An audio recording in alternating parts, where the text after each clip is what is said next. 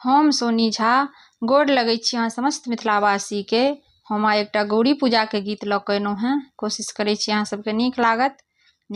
तऽ लाइक कऽ लेब, हमर चैनल मैथिली गीत नाद के सब्सक्राइब कऽ लेब। धन्यवाद। प्रीति मालिन गे सपना देखल जगूत, प्रीति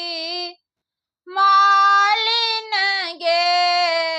सपना देखल जगूत, सपना में देखलहुँ मालिन, सपना में देखलहुँ मालिन, ससुर जी के पोखरिया प्रीति मालिन गे ओहे जल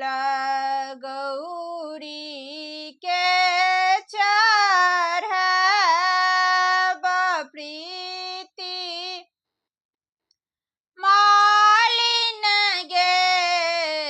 ओहे जल गौरी के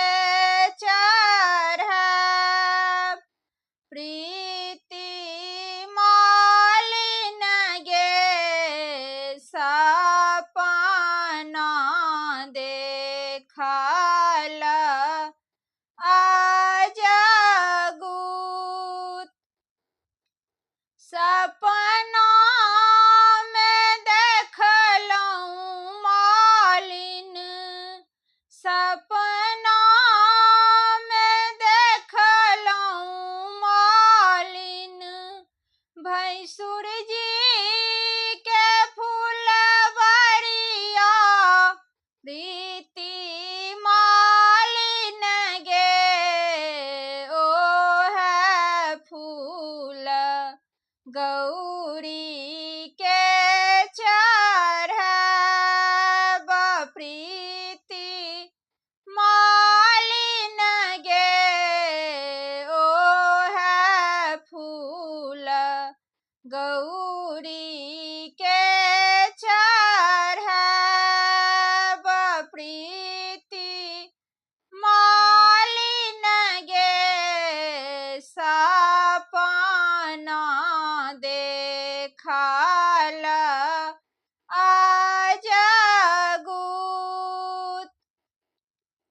सपना में देखलहुँ मालिन, देवर जी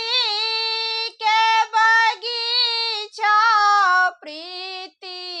मालिन गे ओहे फल गौरी के चढ़ब, प्रीति मालिन गे ओहे फल गौरी के चढ़ब, प्रीति मालिन गे सपना देखल जगूत,